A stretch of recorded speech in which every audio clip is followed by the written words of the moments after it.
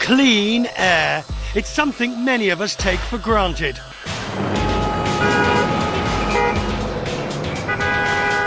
Not so here in the congested streets of Mexico City, where the air quality is a daily concern. In the 1990s, the United Nations said Mexico City had the worst air quality in the world. We had a crisis, environmental crisis, in the latest 80s. Really an emergency in the city, because the city was so polluted by the time that we have the birds start to die in the city. Really.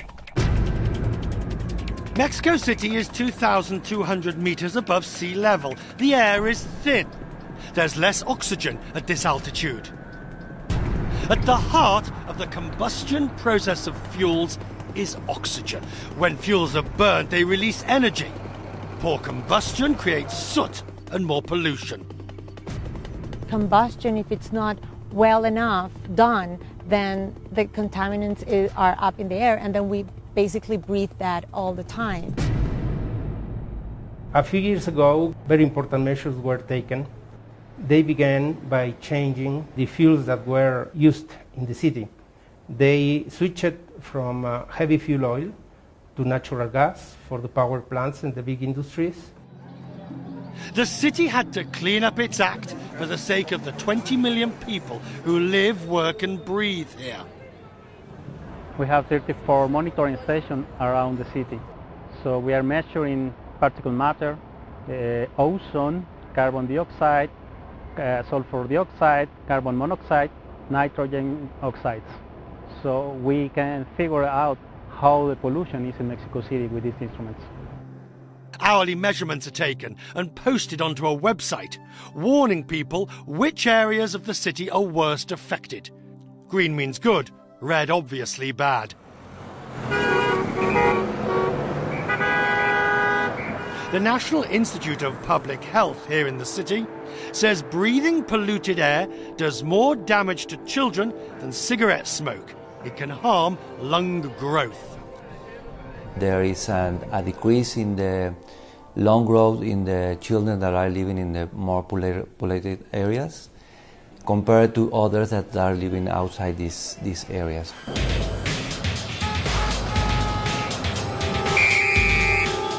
This is one of the biggest problems. Traffic.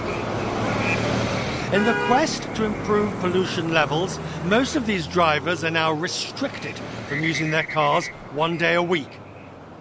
Don't Drive Day is one of the initiatives in Plan Verde, a green framework to improve the quality of life for citizens. We need to move out the traffic, for example, which is a characteristic of Mexico City. Traffic and slow cars, lines, well, we need to move on that. Rooftops are being transformed into gardens, adding more oxygen to the atmosphere, keeping the buildings cool.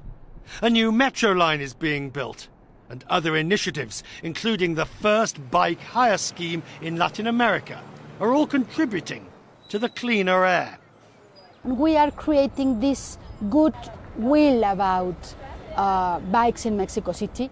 Even in Copenhagen, in Rotterdam, Amsterdam, they spent decades to be bike-friendly.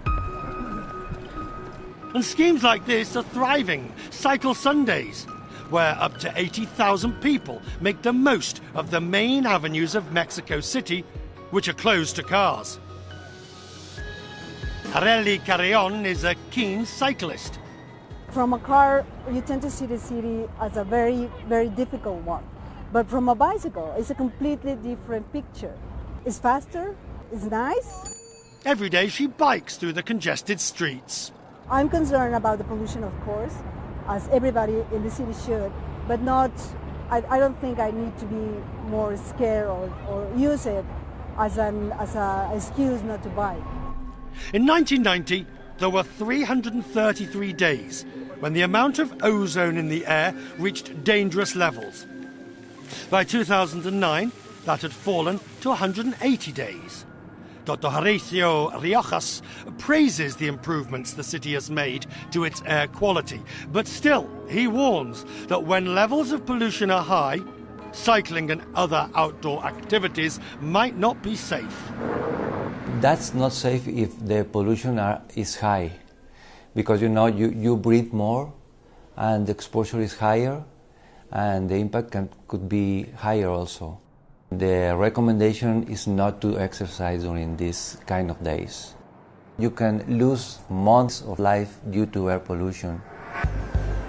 Whether it's driving, walking or cycling the streets of Mexico City, improving pollution levels for those who live here is a true investment in their future.